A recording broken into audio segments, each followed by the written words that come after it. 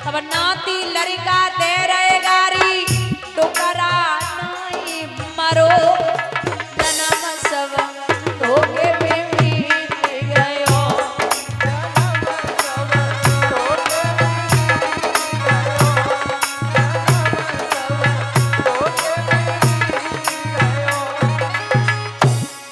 बुढ़ापे पे शिथिल हो जाता शरीर, ज्यादा खाए ले तो दिक्कत और कम खाओ तो दिक्कत।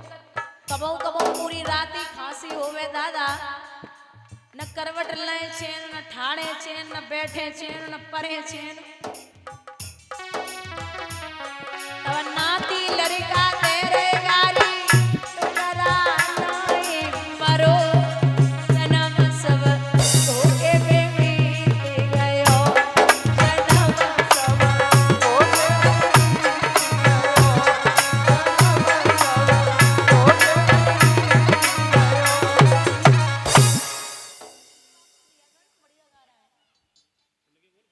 महाराज यहाँ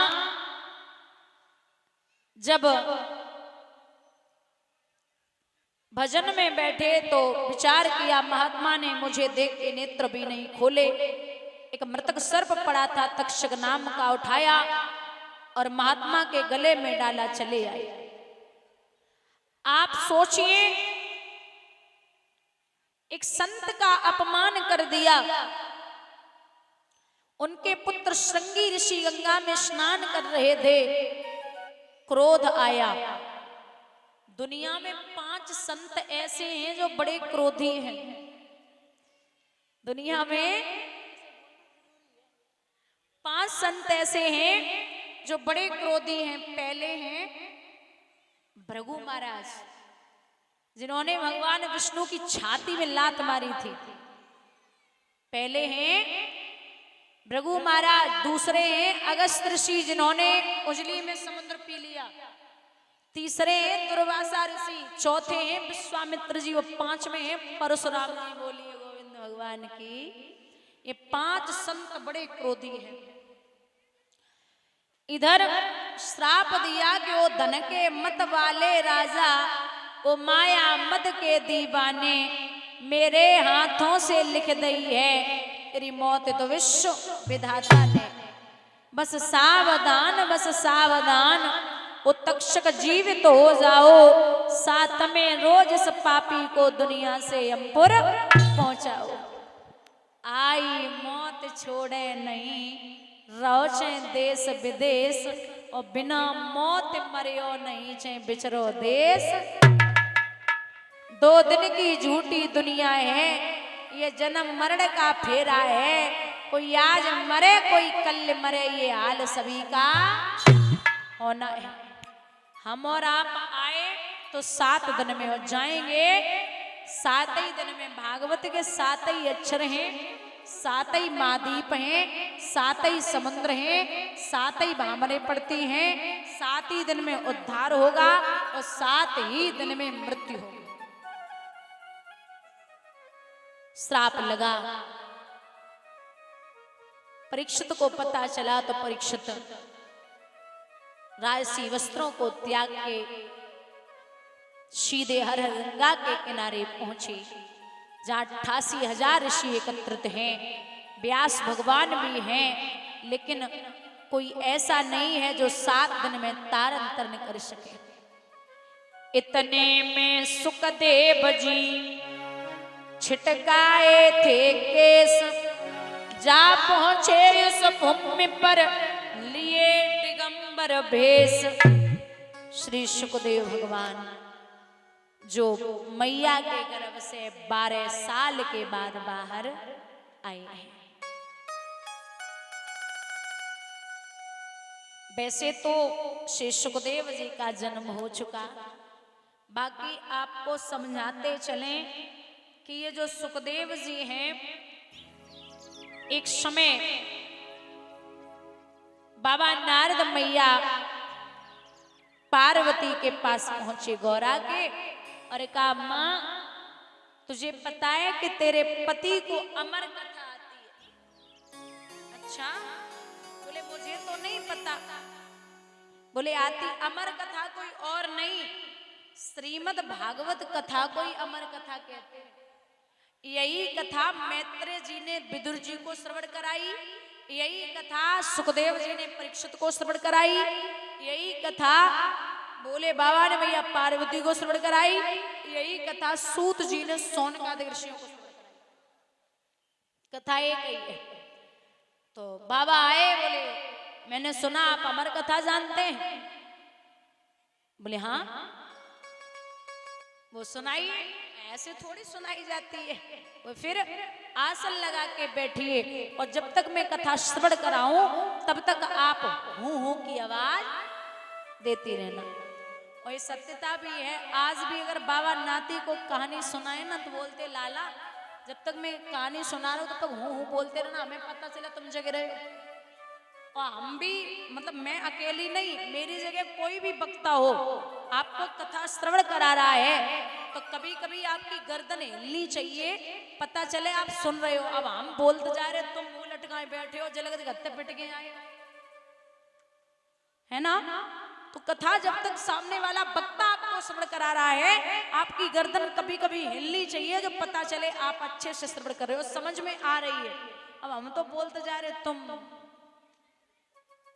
ठीक है। तो मैया बोली कि सुनाइए। आसन ग्रहण किया, बाबा ने ताली बजाई, जीव जंतु पशु पक्षी चले गए।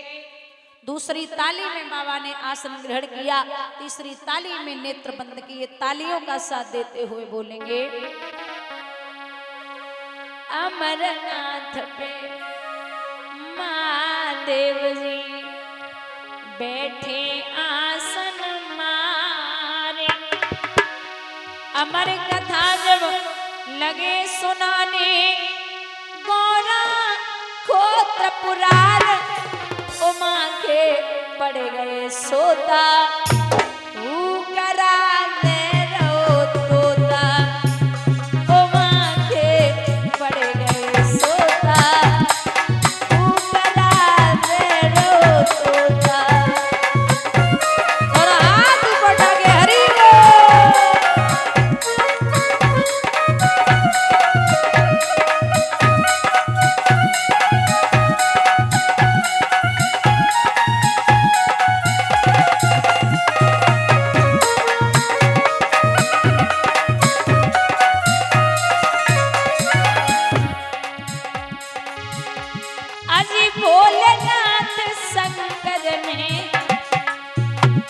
गौरा को कथा सुनाई।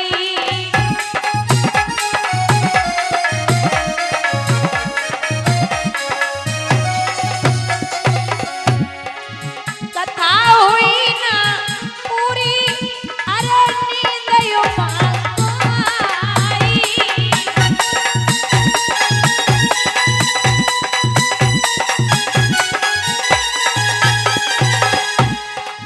बोले मामा समझ न पाए, बोले मामा समझ न पाए, तोता की हुंकार उनके पड़ गए सोता, तू करा दे रो तोता।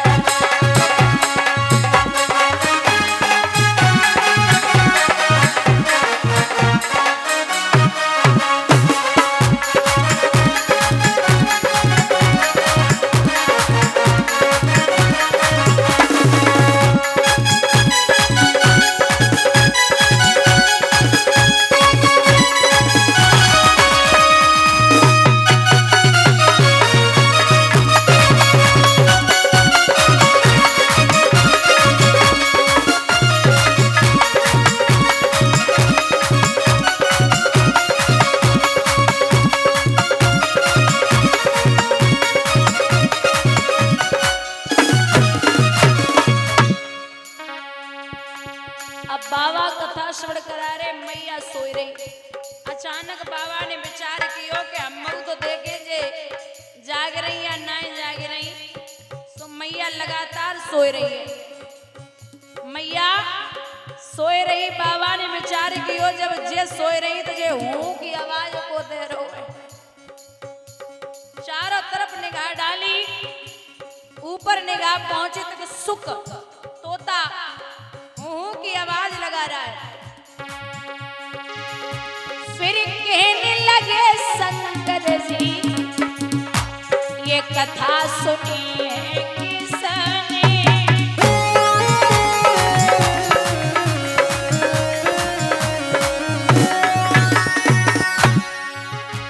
ए जितना नहीं छोड़ूंगा ये दिया हूं करा जिसने,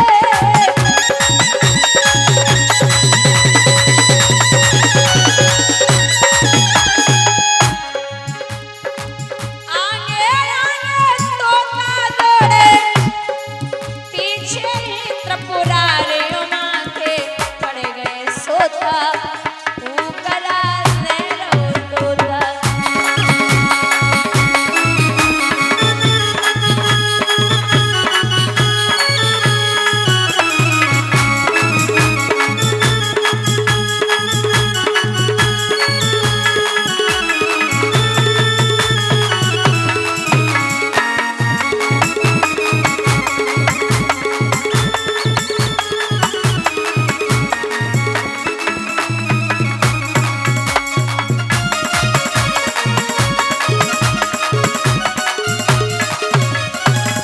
अब तोता उड़ते उड़ते ब्यास जी की पत्नी अड्डे पे खड़ी, अचानक जमाई आई है तो उड़ते उड़ते तोता